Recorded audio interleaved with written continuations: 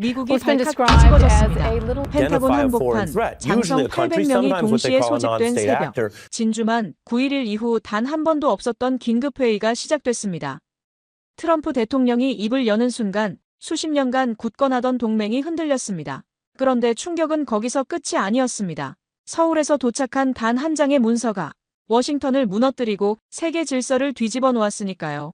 시작 전 여러분의 좋아요와 구독은 영상 제작에 큰 힘이 됩니다. 새벽 4시 15분. 워싱턴 자택에서 버지니아까지는 보통 2시간이 걸립니다. 하지만 그날은 펜타곤 특별 차량이 대기하고 있었어요. 1시간 만에 도착하라는 거였죠. 차 안에서 브리핑 자료를 받았습니다. 전 세계 미군 지휘관 800명 긴급 소집. 별 1개 이상 장성급만 해당. 역사상 이런 일은 진주만 공습과 9.11 테러 때뿐이었습니다. 뭔가 심상치 않다고 생각했어요. 특히 자료 마지막 줄이 제 눈길을 끌었습니다. 주한미군 재배치 관련 특별 브리핑 예정. 제가 22년간 다뤄온 주한미군 28,500명입니다. 미국이 해외에 둔 최대 규모 지상군. 연간 유지비만 5조 2천억 원. 이 숫자들이 제 머릿속을 맴돌았습니다. 버지니아 퀀티코 해병대 기지에 도착했을 때 이미 수백 명의 장성들이 모여 있었어요. 유럽 사령부, 인도 태평양 사령부, 중동에서까지 날아온 사람들이었죠. 모두의 표정이 긴장되어 있었어요. 무슨 일이 일어날지 아무도 모르는 상황이었죠. 오전 6시 정각, 트럼프 대통령이 입장했습니다. 첫 마디부터 폭탄이었어요. 여러분, 국방부의 시대는 끝났습니다. 오늘부로 우리는 전쟁부가 됩니다. 회의실이 술렁거렸습니다. 하지만 이건 시작에 불과했죠. 우리는 더 이상 방어하지 않습니다. 전쟁을 준비할 겁니다. 뚱뚱한 군인은 이제 없습니다. 남성 기준으로 모든 체력 테스트를 통과해야 합니다. 헤그세스 국방장관이 거들었습니다. 정치적 올바름의 시대는 끝났습니다. 이제는 오직 전투력만이 기준입니다. 72분의 연설이 이어졌습니다. 핵무기 현대화, 1조 달러 국방 예산, 중국 견제, 러시아 대응, 모든 주제가 쏟아졌죠. 그런데 정작 제가 담당하는 한국 문제는 거의 언급이 없었어요. 정확히 연설 시작 48분째였습니다. 드디어 한국 얘기가 나왔죠. 주한미군 28,500명. 우리가 한국을 70년간 지켜줬습니다. 이제 그들이 제대로 된 대가를 지불할 차례입니다. 대통령이 구체적인 숫자를 꺼냈습니다. 연간 100억 달러 한국이 내야 할 방위비입니다. 작년보다 5배 인상이죠. 이게 싫다면 트럼프가 잠시 말을 멈췄습니다. 800명의 시선이 그에게 집중됐죠. 철수입니다. 단 한 명도 남기지 않겠습니다. 평택기지, 오산공군기지, 부산해군기지 모두 72시간 안에 비울 수 있습니다. 그 순간 제 옆에 앉아있던 주한미군 사령관의 손이 떨리기 시작했습니다. 30년 군 경력의 노장이 이렇게 당황하는 건 처음 봤습니다. NDAA 법안으로 의회가 28,500명을 고정시켜놨는데 대통령이 직접 철수를 언급한 거였으니까요. 헤그세스 장관이 추가 설명을 했습니다. 한국의 GDP는 1.8조 달러, 세계 10위입니다. 국방비는 54조 원, GDP의 2.8%죠. 하지만 우리가 제공하는 해구산, 정보자산, 전략무기를 대체하려면 최소 150조 원이 필요합니다. 한국은 선택의 여지가 없습니다. 북한의 핵 700발, 중국의 압박, 러시아의 위협. 우리 없이는 3개월도 못 버팁니다. 그때였습니다. 회의실 뒤쪽에서 누군가 일어섰어요. 주미 한국 대사관 무관이었습니다. 초대받지 않은 손님이었죠. 발언 기회를 주십시오. 트럼프가 고개를 끄덕였습니다. 한국 무관이 앞으로 나왔어요. 우리도 준비되어 있습니다. 단 한 문장이었지만 회의실 공기가 얼어붙었습니다. 인도 태평양 사령관이 코웃음을 쳤습니다. 준비됐다고? 무슨 준비를 했다는 거지? 한국 무관이 태블릿을 꺼냈습니다. 6시간 전 서울에서 중요한 발표가 있었습니다. 보시겠습니까? 그 순간 제가 느꼈던 건 뭔가 큰일이 벌어지고 있다는 불안감이었습니다. 한국 무관이 태블릿 화면을 프로젝터에 연결했습니다. 800명의 시선이 스크린에 집중됐죠. 화면에 나타난 건 이재명 한국 대통령이었습니다. 국군의 날 기념식 연단에 서 있었어요. 존경하는 국민 여러분, 그리고 자랑스러운 국군 장병 여러분. 트럼프가 팔짱을 꼈습니다. 무슨 영상을 왜 보여주는 건지 의아해했죠. 오늘 우리 대한민국은 역사적 결정을 내립니다. 순간 제 등줄기에 소름이 돋았습니다. 이재명 대통령의 눈빛이 심상치 않았거든요. 전시작전 통제권을 조기에 환수하겠습니다. 대한민국이 한미연합방 위태세를 주도해 나가겠습니다. 헤그세스 장관이 벌떡 일어났습니다. 뭐라고? 전작권을? 한국 무관이 침착하게 말했습니다. 계속 보시죠. 우리는 이미 세계 5위의 군사력을 보유하고 있습니다. 북한 GDP의 1.4배에 달하는 국방비를 지출하고 있으며 최첨단 전차, 자주포, 전투기, 잠수함을 수출하는 방산 강국입니다. 유럽 사령관이 중얼거렸습니다. 폴란드가 K2 전차 1000대를 샀지. 우리 에이브럼스 대신에. 영상은 계속됐습니다. 내년도 국방 예산을 66조 3천억 원으로 편성했습니다. 전년 대비 8.2% 증가입니다. AI 전투로봇, 자율 드론, 초정밀 미사일에 집중 투자할 것입니다. 트럼프의 표정이 굳어졌습니다. 한국이 미래 무기 체계에 그렇게 투자한다는 건 몰랐던 모양이었어요. 가장 중요한 건 이겁니다. 이재명 대통령이 잠시 멈췄습니다. 마치 이 순간을 위해 준비한 것처럼. 급변하는 안보 환경에서 우리는 누구에게도 의존하지 않겠습니다. 강력한 자주국방의 길로 나아가겠습니다. 그 순간 제가 22년간 써온 모든 보고서가 휴지 조각이 된 기분이었습니다. 한국 무관이 영상을 멈췄습니다. 이게 끝이 아닙니다. 그가 새로운 문서를 화면에 띄웠어요. 한미방위비 분담 특별위원회 결의안이었습니다. 어제 한국 국회가 만장일치로 통과시켰습니다. 내용을 요약하면 이렇습니다. 첫째, 미국의 일방적 방위비 인상 요구 거부. 둘째, 주한미군 철수 시 단계적 자주국방 체제 전환. 셋째, 평택기지를 포함한 모든 미군 시설 즉시 반환 요구. 주한미군 사령관이 말했습니다. 평택기지는 우리가 110억 달러를 들여 지은. 아닙니다. 한국 무관이 정정했습니다. 한국이 92%인 102억 달러를 부담했습니다. 미국은 8%만 냈죠. 대부분의 장성들이 이 사실을 몰랐던 거였어요. 그리고 한 가지 더 있습니다. 새로운 차트가 화면에 나타났습니다. K방산 수출 현황이었죠. 작년 한국 방산 수출 170억 달러, 폴란드 K2 전차 1000대, K9 자주포 650문, 호주 레드백 장갑차 130대, 노르웨이 K9 자주포, 이집트 K9 자주포. 전부 미국산 대체 무기들입니다. 중동사령관이 손을 들었습니다. 사우디는 천공 2방공 시스템 협상 중입니다. 패트리어트 대신에요. 제가 그때 깨달았습니다. 한국은 이미 독자적 방산 생태계를 구축했구나. 우리가 모르는 사이에 트럼프가 드디어 입을 열었습니다. 그래서 우리가 철수하면 정말 혼자 할 수 있다는 건가? 한국 무관이 마지막 문서를 꺼냈습니다. 표지가 충격적이었어요. 플랜 K 주한미군제로 시나리오 마이너스 6개월 전환 로드맵. 이미 준비를 끝냈습니다. 챕터 3 플랜 K, 그리고 800명의 침묵. 플랜 K라는 제목을 본 순간 회의실은 완전히 조용해졌습니다. 한국이 정말로 우리 없는 미래를 계획했다는 거였으니까요. 한국 무관이 문서를 펼쳤습니다. 1단계 0-31 전자권 전환 선언 및 한미연합사 해체. 한국군 합참이 모든 작전 통제권 인수. 주한미군 사령관이 끼어들었습니다. 불가능합니다. 우리 C4I 시스템 없이는. 한국형 전술 데이터 링크 체계 이미 완성했습니다. 작년 12월 실전 배치 완료했고요. 사령관의 입이 다물어졌습니다. 우리가 전혀 몰랐던 정보였어요. 2단계 30-91 평택기지를 한국항공우주군 사령부로 전환. 오산 공군기지는 한국공군이 인수. F-35어 60대, KF-21 120대로 전력 유지. 공군 참모차장이 물었습니다. KF-21이 120대나 됩니까? 2025년 말까지 블록이 양산 150대 예정입니다. 스텔스 성능도 F-35의 85% 수준 도달했고요. 제가 아는 정보와 완전히 달랐습니다. 우리 정보기관이 뭘 하고 있었던 걸까요? 3단계 90-181 해구산 대체 방안 실행. 이 부분에서 트럼프가 코웃음을 쳤습니다. 해구산을 대체? 어떻게? 한국 무관이 새로운 슬라이드를 보여줬습니다. 이스라엘 모델입니다. 공식 핵보유국은 아니지만 잠재적 핵능력 보유. 한국은 이미 우라늄 농축 기술, 플루토늄 재처리 능력, ICBM 수준의 로켓 기술을 모두 갖췄습니다. CIA 부국장이 숨을 들이쉬었습니다. 설마 핵무기 개발을? 아닙니다. 하지만 필요시 6개월 내 개발 가능한 턴키 상태 유지. 일본과 동일한 전략이죠. 이건 우리가 가장 두려워하던 시나리오였습니다. 한국의 핵무장 가능성, 경제적 영향은 어떻게 감당할 겁니까? 재무부 차관보가 물었습니다. 한국 무관이 미소를 지었습니다. 오히려 이득입니다. 주한미군 주둔 비용 연 5조 2천억, 자주국방 추가 비용 연 3조 8천억, 차액 1조 4천억 원 절감. 그리고 더 중요한 건 그가 새로운 차트를 보여줬습니다. 미군 철수로 인한 경제 효과입니다. 평택 기지부지 활용 마이너스 반도체 클러스터 조성. 연 50조 원 생산. 28,000명 미군 철수 K방산 일자리 10만 개 창출. 방산 수출 연 300억 달러 목표. 누군가 작게 중얼거렸습니다. 미친. 완벽하게 계산했네.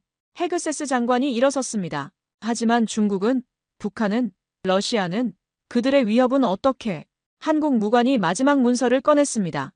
한국 마이너스 호주 마이너스 인도네시아 3국 안보협력체. 한국 마이너스 폴란드 마이너스 우크라이나 방산 동맹. 한국 마이너스 사우디 마이너스 UAE 전략적 파트너십. 그가 잠시 멈추고 우리를 둘러봤습니다. 미국 없는 새로운 안보 구조를 이미 짜놨습니다. 바로 그 순간이었습니다. 회의실 문이 열리고 누군가 뛰어들어왔어요. 대통령님, 긴급 상황입니다. 백악관 상황실장이었습니다. 그의 손에는 빨간색 파일이 들려 있었죠. 방금 한국 국방부가 발표했습니다. 한미연합훈련 무기한 중단. 그리고 그가 숨을 고르며 말했습니다. 중국, 러시아와 경제협력 회담 시작한답니다. 트럼프의 얼굴이 새파랗게 질렸습니다. 뭐라고? 상황실장이 문서를 읽었습니다. 한국 외교부 성명입니다. 새로운 다자 협력 시대를 열겠다. 특정 국가에 종속되지 않는 실용적 외교를 추구한다. 800명의 장성 중 누구도 말하지 못했습니다. 우리가 70년간 지켜온 동북아 질서가 단 하루 만에 무너지고 있었으니까요. 제가 22년간 믿어온 모든 전제가 틀렸다는 걸 인정해야 했습니다. 한국은 더 이상 우리가 보호해야 할 약소국이 아니었어요. 그들은 이미 우리보다 한 수 위였습니다. 챕터 4 펜타곤의 72시간 혼란. 트럼프가 회의실을 나간 후 우리 800명은 그대로 남아 있었습니다. 누구도 먼저 일어나지 못했어요. 헤그세스 장관이 긴급 대책회의를 선언했습니다. 30분 휴식 후 재소집. 각 사령부별 대응 방안 준비하시오. 저는 즉시 워싱턴 본부로 전화를 걸었습니다. 동아시아 정책실 전 직원이 비상 대기 중이었죠. 한국 관련 모든 정보 다시 분석해. 특히 최근 6개월 동향 놓친 것 없나 확인하고. 부하 직원이 답했습니다. 부실장님, 이상한 게 있었습니다. 한국이 3개월 전부터 미국산 무기 구매를 중단했어요. F-35 추가 도입도 취소했고. 제가 놓친 신호들이었습니다. 그들은 이미 결정을 내렸던 거였어요. 30분 후 회의가 재개됐습니다. 인도태평양 사령관이 먼저 발언했습니다. 일본 반응이 심상치 않습니다. 방금 기시다 총리가 긴급 안보회의를 소집했답니다. 화면에 NHK 속보가 떴습니다. 일본 정부, 주일 미군 주둔 경비 재협상 검토. 오키나와 현지사 한국처럼 우리도 자주권 찾아야 발언. 이건 악몽의 시작이었습니다. 유럽 사령관도 보고했습니다. 독일 국방장관이 1시간 전 성명을 냈습니다. 주동미군 3만 5천 명 주둔 비용. 더 이상 현 수준으로 부담 못한다고. 헤그세스 장관이 주먹으로 테이블을 쳤습니다. 빌어먹을. 한국 하나 때문에 전체 동맹 체계가 흔들리고 있잖아. 그때 상황실장이 또 뛰어들어왔습니다. 장관님, 한국 증시가. 숨을 고르며 말했습니다. 코스피 3% 급등. 방산주는 상한가입니다. 반면 우리 다우지수는 2% 급락 중입니다. 월스트리트가 벌써 반응한 거였습니다. 시장은 한국의 자주 국방을 긍정적으로 본 거죠. CIA 부국장이 태블릿을 들어보였습니다. 더 큰 문제가 있습니다. 중국 CCTV에서 방금 이런 보도를. 화면에는 중국 국방부 대변인이 나와 있었습니다. 한국의 자주적 결정을 환영한다. 동북아 평화를 위해 한국과 적극 협력할 것이다. 러시아도 가세했습니다. 푸틴 대통령, 한국에 천연가스 연 200억 달러 공급 제한. 시베리아 횡단철도 연결 프로젝트 재개. 제가 22년간 구축한 동북아 전략의 핵심은 한-미-1대 중-러-북 구도였습니다. 그런데 한국이 중간으로 빠져나가면서 전체 균형이 무너지고 있었어요. 주한미군 사령관이 손을 들었습니다. 현장 보고입니다. 평택 기지 앞에 한국 시민 5만 명이 모였답니다. 대형 스크린에 CNN 생중계 화면이 떴습니다. 이제는 우리 땅을 돌려받자 70년 점령 끝내자. 플래카드를 든 시민들이 평화적으로 시위하고 있었어요. 기자가 한 시민을 인터뷰했습니다. 미군이 떠나면 불안하지 않으세요? 우리가 세계 5위 군사강국인데 뭐가 불안해요? K9 자주포로 폴란드를 지키고 K22 전차로 유럽을 방어하는데 정작 우리는 못 지킨다고요? 또 다른 시민이 끼어들었습니다. GDP 대비 국방비 2.8%를 40년간 썼어요. 이제 우리도 충분히 강해졌습니다. 헤그세스 장관이 중얼거렸습니다. 여론까지 완전히 돌아섰군. 그때 제 휴대폰이 울렸습니다. 한국 국방부 카운터파트였어요. 로버트, 오래간만이네요. 지금 무슨 짓을 하는 거요? 그가 침착하게 답했습니다. 우리가 원한 건 간단했어요. 동등한 동맹. 하지만 당신들은 늘 우리를 하급 파트너로 대했죠. 그래서 중국과 손잡겠다는 겁니까? 아니요. 우리는 누구와도 손잡지 않을 겁니다. 스위스나 싱가포르처럼 모두와 거래하되 누구에게도 종속되지 않는 거죠. 전화를 끊고 나서 한참을 멍하니 있었습니다. 재무부 대표가 또 다른 악재를 전했습니다. 한국 정부가 미국 국채 500억 달러를 매각하기 시작했습니다. 달러 대신 유로와 위안화 비중을 늘린답니다. 이건 금융 핵폭탄이었습니다. 한국이 보유한 미국 국채는 1200억 달러. 전량 매각하면 달러 가치가 흔들릴 겁니다. 누군가 조용히 말했습니다. 회의실이 다시 침묵에 빠졌습니다. 우리가 한국을 압박하려 했는데 오히려 우리가 궁지에 몰린 거였어요. 챕터 5 도미노가 시작되다. 회의 3일째 아침. 저는 호텔에서 눈을 뜨자마자 뉴스를 확인했습니다. BBC 헤드라인이 충격적이었어요. 필리핀, 미군 기지 사용료 10배 인상 요구. 이어서 CNN, 태국, 코브라골드 훈련 재검토 선언. 폭스뉴스, 호주, 다윈, 미 해병대 순환 배치 비용 분담 재협상 요구. 전 세계가 한국의 행보를 지켜보고 따라하기 시작한 거였습니다. 아침 9시 다시 회의실에 모였습니다. 트럼프 대통령이 화상으로 참석했습니다. 백악관 집무실에서 초췌한 모습이었죠. 48시간 안에 해결책을 찾아. 안 그러면 우리 안보체계 전체가 무너진다. 국무부 차관이 보고했습니다. 한국과 100채널 접촉을 시도했습니다만 결과는 그들의 요구사항입니다. 화면에 한국의 요구 조건이 떴습니다. 방위비 분담금 현 수준 동결. 전자권 즉시 전환. 한국산 무기 미군 도입 K9 자주포 500문. 평택 기지 단계적 반환 10년 계획. 트럼프가 얼굴을 붉혔습니다. 그들이 우리에게 무기를 팔겠다고. K9 자주포는 현재 나토 표준입니다. 성능도 M109A7보다 우수하고 가격은 70% 수준이죠. 육군 참모차장이 마지못해 인정했습니다. 그때 또 긴급 속보가 들어왔습니다. 사우디가 한국과 300억 달러 방산 계약 체결. 상황실장이 상세 내용을 읽었습니다. 천공 2방공 시스템 10개 포대, K2 전차 300대, K9 자주포 200문. 한국이 사우디의 소형 모듈 원자로 10기 건설. 원자력 기술 이전 포함. 이건 우리가 수년간 협상하던 딜이었습니다. 한국이 가로챈 거죠. CIA 국장이 충격적인 정보를 추가했습니다. 이스라엘 정보부에서 확인했습니다. 한국이 아이언돔을 능가하는 레이저 방공 시스템을 개발했다고. 뭐라고? 출력 300kW급 레이저로 드론, 미사일 요격. 한 발당 비용 2달러. 아이언돔의 5,000분의 1 수준입니다. 기술적으로 우리보다 앞서기 시작했다는 거였어요. 점심시간, 저는 복도에서 일본 방위성 관계자를 만났습니다. 그도 옵저버로 참석 중이었죠. 일본 입장은 어떻습니까? 솔직히 부럽습니다. 우리도 하고 싶었던 일을 한국이 먼저 했어요. 설마 일본도. 오키나와 주민들이 연일 시위 중입니다. 한국처럼 우리도 라면서요. 그때 회의실에서 헤그세스 장관의 고함 소리가 들렸습니다. 뭐? 한국이 뭘 발표했다고? 급히 회의실로 돌아갔습니다. 스크린에는 이재명 대통령의 긴급 기자회견이 생중계되고 있었어요. 우리는 오늘부로 코리아 디펜스 이니셔티브를 선언합니다. KDI 한국 주도의 새로운 방위 체계였습니다. 아시아 중소국가들에게 한국산 무기를 장기 저리로 제공하고 군사기술을 이전하며 공동방위 체계를 구축하겠습니다. 이어서 구체적 내용이 공개됐습니다. 베트남 K9 자주포 100문, 20년 할부. 인도네시아 KF-21 48대 공동 생산. 말레이시아 천공 방공 시스템 도입. 필리핀 한국형 구축함 세척 건조. 전부 미국 무기를 대체하는 거였습니다. 상무부 차관이 계산기를 두드렸습니다. 이대로면 미국 방산업체들이 아시아 시장에서 연 500억 달러 손실을. 그때 한국 무관이 다시 일어섰습니다. 그는 조용히 말했습니다. 한 가지 더 알려드릴 게 있습니다. 또 뭔가 싶어 모두가 그를 바라봤죠. 내일 서울에서 특별한 발표가 있을 예정입니다. 무슨 발표입니까? 그가 미소를 지었습니다. K-핵 추진 잠수함 진수식입니다. 미국 도움 없이 독자 개발한 한국 최초의 핵잠수함이죠. 그 5글자가 회의실을 얼어붙게 만들었습니다. 해군 작전사령관이 벌떡 일어났습니다. 불가능해.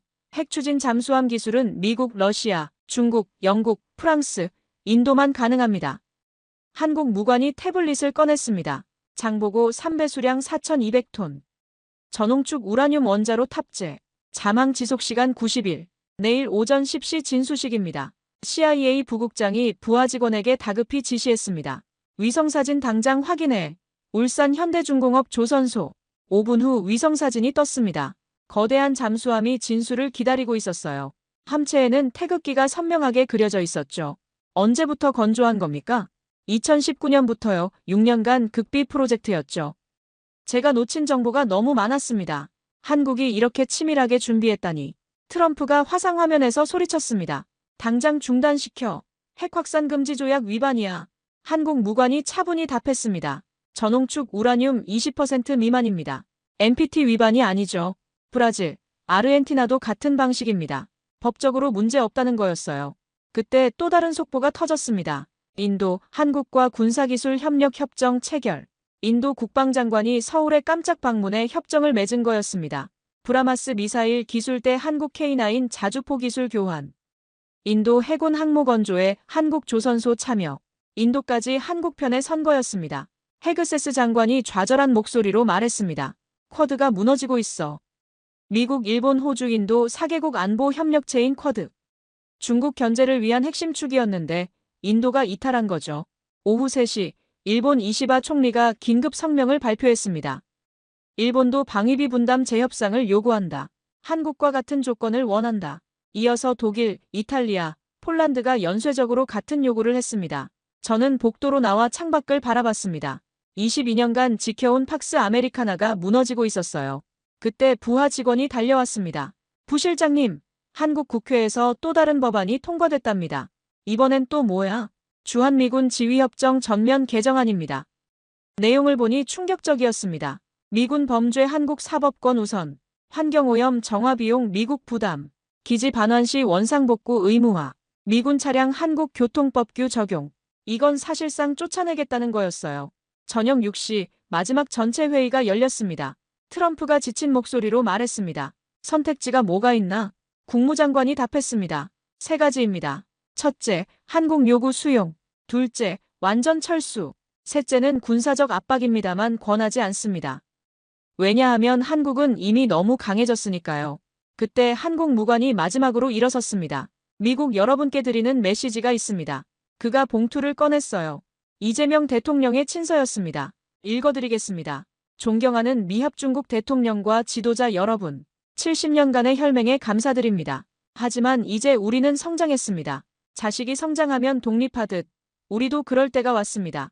우리는 여전히 미국을 존중합니다. 다만 이제는 동등한 파트너가 되고자 합니다. 상하 관계가 아닌 수평적 관계를 원합니다. 선택은 당신들의 몫입니다. 새로운 동반자가 될 것인가 아니면 과거에 머물 것인가. 우리는 어느 쪽이든 준비되어 있습니다. 편지를 다 읽고 난 후 회의실은 완전한 침묵에 빠졌습니다. 800명의 미군 장성 중 누구도 이런 상황을 예상하지 못했으니까요. 우리가 한국을 버리겠다고 협박했는데 오히려 한국이 우리에게 선택하라고 요구하고 있었습니다. 완벽한 역전이었습니다. 편지를 읽은 후 정확히 37분간 아무도 말하지 못했습니다. 트럼프가 먼저 침묵을 깼습니다. 국방장관, 당장 서울로 가라. 무슨 수를 써서라도 협상을 성사시켜. 헤그세스가 망설였습니다. 대통령님, 만약 그들이 거부하면 거부할 수 없는 제안을 하라고. 하지만 우리 모두 알고 있었죠. 이제 협상의 주도권은 한국에게 있다는 걸. 다음 날 새벽 헤그세스 장관을 포함한 협상단이 앤드루스 공군기지를 떠났습니다. 저도 동행했죠. 13시간 비행 동안 우리는 협상 전략을 짰습니다. 뭘 제안해야 할까요? 국무부 차관보가 물었습니다. 방위비 분담금 50% 삭감? 이미 늦었어요. 그들은 영원을 원하고 있으니까. 태평양 상공을 날면서 저는 깨달았습니다. 우리가 구걸하러 가는 거라는 걸.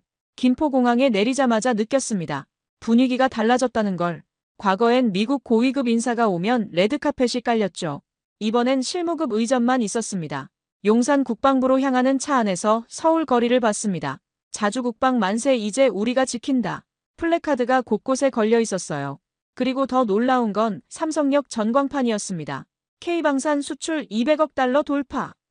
한국형 전투기 KF-21, 태국 공군 채택. 언제 이런 일이 벌어진 거죠? 한국 국방장관이 우리를 맞았습니다. 예상외로 정중했어요. 먼 길 오셨습니다.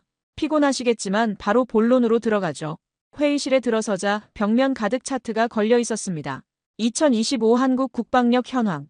현역 50만 세계 6위, 예비군 310만 세계 2위, K2 전차 600대 세계 최고 성능, K9 자주포 3000문 나토 표준, F-35 60대 KF-21 150대, 이지스함 12척 아시아 1위, 핵잠수함 3척 건조 중.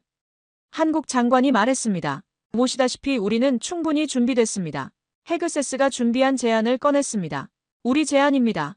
방위비 분담금 현 수준 동결, 전자권 2030년 전환, 주한미군 2만 명 유지. 한국 장관이 고개를 저었습니다. 늦었습니다. 우리 국민의 85%가 완전한 자주 국방을 원합니다. 그럼 원하시는 게 뭡니까? 한국 장관이 문서를 건넸습니다. 한미 신동맹 협정안 내용은 충격적이었습니다. 주한미군 5,000명으로 감축, 평택기지 즉시 반환, 방위비 분담금 제로, 한국 무기체계 미군 도입 의무화, 전자권 즉시 전환. 이건 사실상 철수 아닙니까? 아닙니다. 새로운 시작이죠. 영국군도 싱가포르에 50명만 주둔합니다. 상징적 의미죠. 협상은 평행선이었습니다. 저녁 휴식 시간, 저는 서울 시내를 걸어봤습니다. 놀랍게도 거리는 축제 분위기였어요. 독립 75년 만에 진짜 독립, 국방 주권 회복의 날. 시민들이 태극기를 들고 자축하고 있었습니다. 한 대학생을 인터뷰했습니다. 미군이 떠나는 게 두렵지 않나요? 왜 두려워요? 우리 할아버지는 6.25 때 맨몸으로 싸웠는데 지금 우리는 세계 5위 군사강국이에요. K-팝도 세계 1위, K-방산도 세계 최고, 못할 게 뭐예요? 그때 뉴스 속보가 떴습니다. 중국, 한국과 비군사 분야 전면 협력 선언. 이어서 러시아, 한국 러시아 경제협력 협정 체결. 연 500억 달러 규모. 한국 일본 군사정보 직접 공유 협정 체결.